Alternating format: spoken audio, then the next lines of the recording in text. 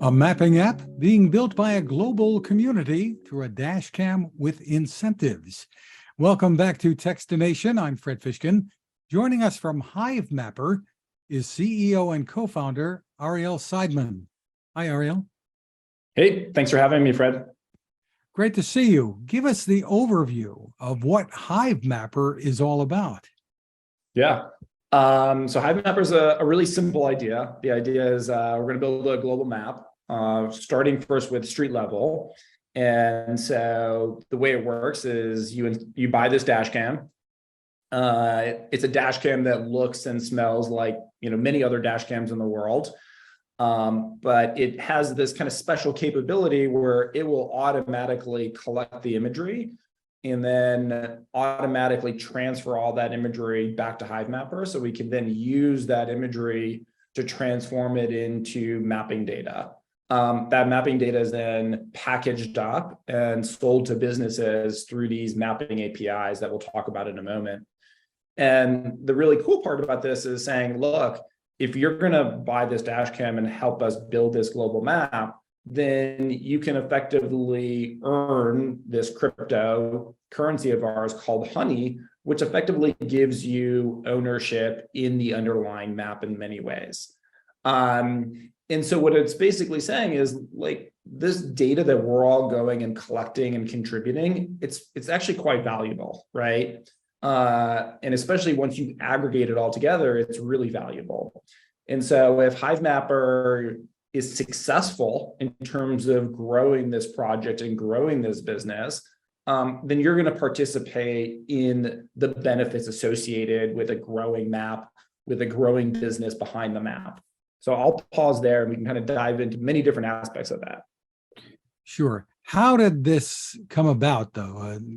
Ariel, what was the seed that got planted that caused you to try to do this? So I'm an old school mapping guy. So really my first job out of school back in like 2005 and 6 timeframe was a company called Yahoo. At that time, it was a really fun place to be working because Yahoo and Google were still neck and neck competing aggressively with one another in things like search and maps and so forth. And so what I started to see was that this is around the 2005, 6, 7 timeframe, that Google was going out there and collecting its own data for the purposes of mapping. And they were spending a lot of money on it. And as they were going about and doing this, we saw that the market share in these regions where they were collecting their own data started to shift towards Google and away from Yahoo Maps. Yahoo Maps was definitely the market leader at the time. And so, as one of the people responsible for maps and local data and stuff like that, it was deeply frustrating. And so we went to the Yahoo management at the time, the CEO, and said, look, we need capital to go invest in collecting all this data. And I forgot what it was like. We asked for like $250 million, something like that. And we got like 20 million. And it was like, what are you going to do? Like, you map like, part of California and then call it a day? Like, that's not serious. And so I started to realize just like, how expensive it was to build maps. And given how expensive it was, what that probably meant was there going to be very, very few companies that could afford to do it at the scale on a global level, or very few governments that would be willing to put up those kinds of funds. And so I was like, geez, what this really means is that there's going to be a monopoly or a quasi-monopoly, just given how expensive it is. And so I've kind of been on this like lifelong journey now of saying, okay, if you can dramatically cut the cost of actually building this mapping data, then you're onto something, right? Because in many ways, that's Google's Achilles heel, is because it's so expensive, even for them, they are not able to build the kind of global coverage that you would imagine, right? The maps in Lagos, Nigeria, and Manila, and even Brazil are far inferior to the maps that we have here. And then the other aspect of this, when I say here, I mean the United States. And then the other aspect of this is that the ability to maintain the map and constantly be updating it and refreshing it that's also very expensive. And we could talk more about that in terms of just like the cost difference of those two. So step us through the consumer or customer experience here. They buy a dash cam from you. Does it operate like a regular dash cam that they might come to expect? And step us through what happens next.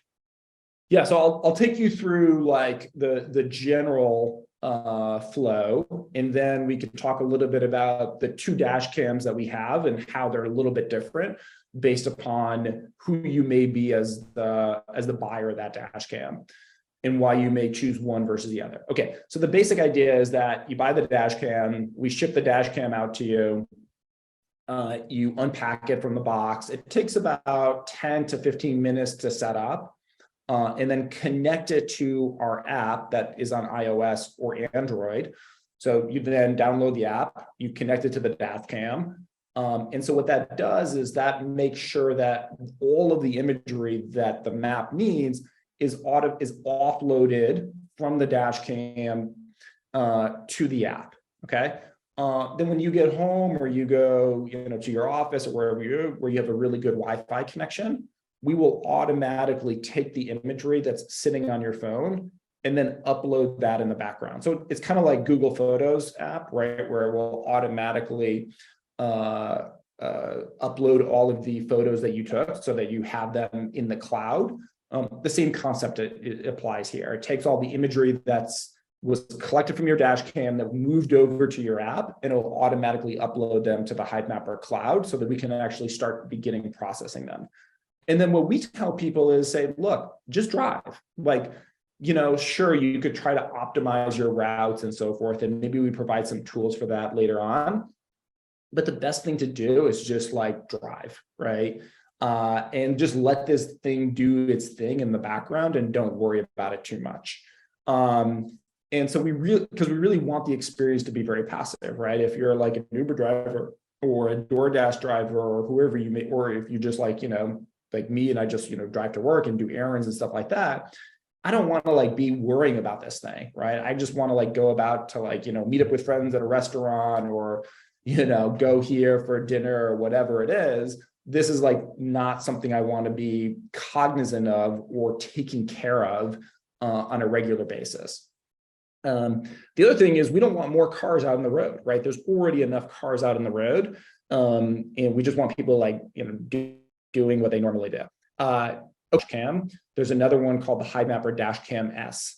The Hivemapper Dashcam S is, from a features and capability perspective, a great dash cam, right? So there's a lot of people who buy dash cams, especially like Uber drivers and Lyft drivers and so forth.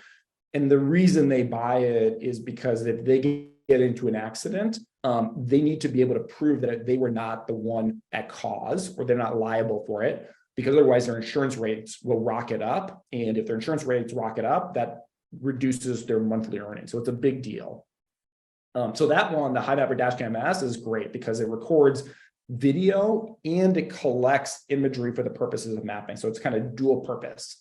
The Hivemapper Dashcam device can do that, but you have to buy a separate USB stick and then stick that stick into the dash cam. And then it'll function as a great dash cam, as well as a great mapping device for the purposes of mapping on the Hivemapper network. Tell me about the reward system that you've developed here and how that works. Yeah.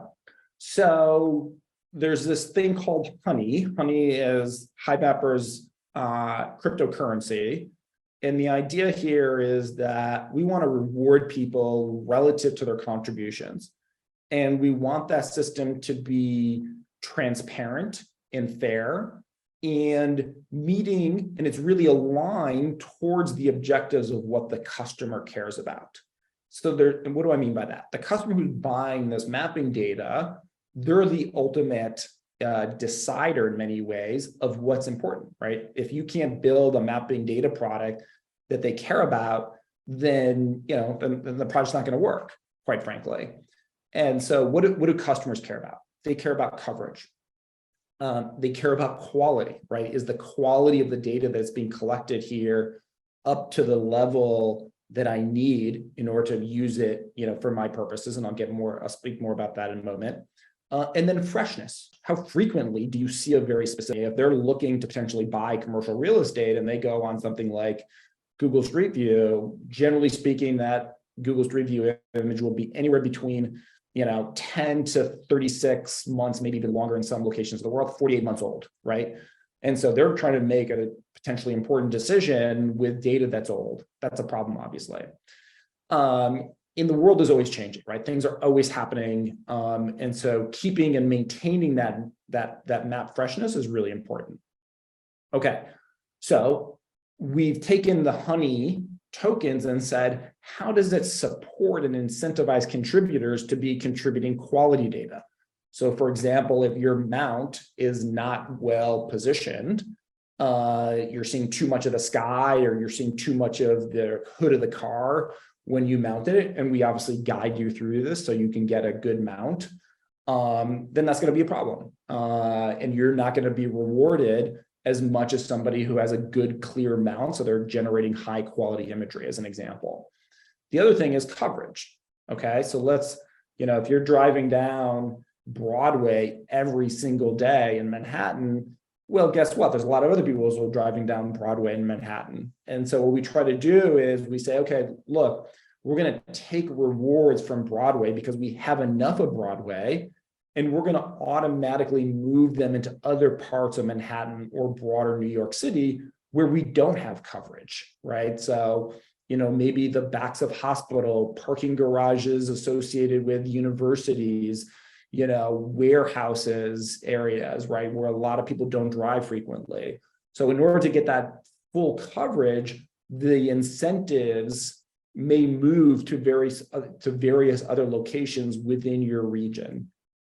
And then freshness, right? So what we basically say is, okay, there's a map tile. That map tile, let's say, I'm just making this up, can earn 1 Honey token per week, right? So what that means is we're trying to say every week you can get a new Honey token for mapping that specific tile at that specific location, right? If you're doing it every single day, you're not going to earn as much. But if you're doing it every week, great, then that's an opportunity to encourage that freshness aspect of it. I guess people might wonder about, okay, what's the real value? What does that mean to me? The Honey crypto. Yeah. What does that translate to?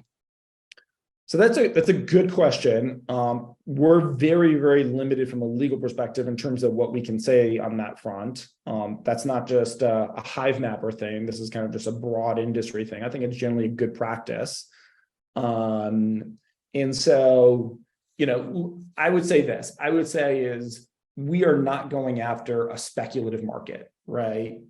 For example, today, Google Maps, if you never use the Google Maps on your iPhone or your Android device, or even at your computer, you're still interacting with Google Maps data through many, many other businesses. You go to Uber, you go to Airbnb, you go to Yelp, you fill out an insurance application, right? You go to Zillow, wherever you're going throughout the internet, you're using map data, a lot of it that is being purchased by these businesses like the Ubers, like the Zillows, from Google Maps. And those businesses pay a lot for that data. And so that's, there's about 4 to 5 million businesses that use the Google Maps data, and the vast, vast majority of them pay for it. And so that's really the market that we're going after. And so, literally billions of people use maps in some form or fashion on a monthly basis. So as the map grows and builds more coverage, gets that freshness up there and does it cost effectively, then we're building something that we think is quite valuable to businesses that are willing to pay real dollars and real revenue for the access to the mapping data that we're building. And that would cause the value of the honey, so to speak, to rise. Is that what you're saying? Yeah, I don't know. I mean, that's a market decision, but I just generally do know that, when you're building a business, that where there's customers, who are continuously paying for it, renewing their subscriptions to your data product, you're adding, then obviously like you're building something that people care about, right? And there's real cash flows there. And so, that's from as a CEO, that's my job, is to ensure that this data that is being generated here is of value to the ultimate consumers of that, so that we can grow that part of the business. I guess some might ask a question, okay, why do it that way rather than say use currency, Yeah. typical currency? Look, I've tried that approach, and there's a couple reasons why I prefer this approach. The first is, if you pay people cash, okay, especially the early contributors, they will, let's say you pay them and they make, I'm just, roughly speaking, they make $2,000 a year, $3,000 a year, which is like kind of in the ballpark for somebody who is like a very, very active contributor, maybe a little bit less in certain parts of the world, right? So it's maybe $1,000 to $3,000 max. And so, but the value of those early contributors, right, is exponentially bigger than that, especially if the map is successful. Okay. And so if the map is successful, and so let's say the map ultimately, has 5 million businesses using it, it's being used by, 1 billion plus consumers, it's generating real revenue and stuff like that. All of those early contributors are going to look back at that and be like, man, I got totally hosed. Like, I made $2,000 off this thing. This thing is now worth, 50 billion, $100 billion, whatever it is. Man, I got the short end of the stick. So it's not going to, it looks good in the early days where it's like, okay, yeah, you made $1,000 of feelings there, especially amongst those early contributors. The other aspect of this is that it's a very transactional relationship. They just don't care about the map quality, about coverage, right? Because they're like, I get paid. Like, I'm just going to get paid about this, and I don't give a shit about whether the map coverage is great or like, my region is actually building something that's valuable. But if you feel that sense of ownership of like, look, what the customer cares about, because that's the only way that we're going to build something that is important here, then that's good for the business. I think that's good for, many of the contributors are also looking or on the, talking to their friends of friends, family, whatever it is, and saying, look, do you guys see yourself as a potential customer? So they're almost like also acting as business development, getting the word out there, because ultimately they want customers to be using all the map data that they create. So that sense of ownership, I think, is really important. And I think it's the same way, like, look, if you rent an apartment to somebody, they behave differently versus if they own that apartment. And I think the same thing is true here as well. Interesting. So the map data, do you already have customers for it lined up, or how is this going to work? And do I, as a dashcam owner, do I use those maps as well? You as a dashcam owner, you're probably not going to use those maps for a while. That's not our core use case, our customer initially. Maybe, as the map grows and, the capabilities of the map grow in the future, then maybe, but definitely not for the next couple of years. Yes, so there are customers for the mapping APIs that we're building. The supply is what the contributors are creating, is the product. And so, it would almost be like going into like a Whole Foods, right, or a Walmart, and you could build the nicest Walmart or the nicest Whole Foods, but if those shelves aren't stocked with actual groceries, then there's nothing to buy, right? And so the way that we actually build something that customer can buy is through all these contributors out there in the world helping build and grow the map. But I would like to just kind of go back to the question of like why not use currency? I think it's a really important question that you asked. The other method that a lot of people in the mapping industry have used is contributing, basically crowdsourcing, but for free, where the labor, the people who are actually contributing to the map, editing the map, is free. And I think that's wrong. And I'll just give you one example of why I think that's wrong, and then we can talk about it more if you're interested, is Waze, right? So Waze had two parts of it. Phone, we downloaded the Waze app, we're driving around, we're contributing into that, right? We're also saying, hey, there's an accident here, there's a police, guy over there, watch out. And then there's another part of Waze where there's these map editors.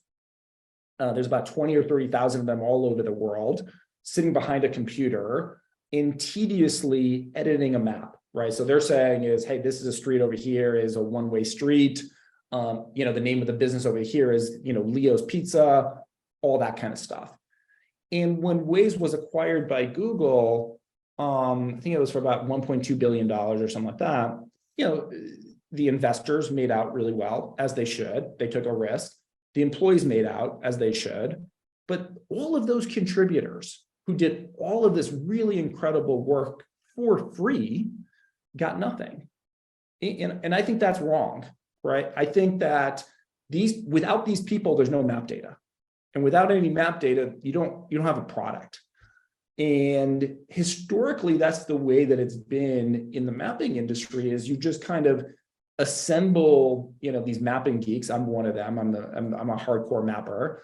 And then, you kind of ask them to do things for free. And, when it actually gets built up and it's really valuable, none of those people actually get very much in return, if anything. Interesting. So for more information and maybe for people to jump in, where should they go?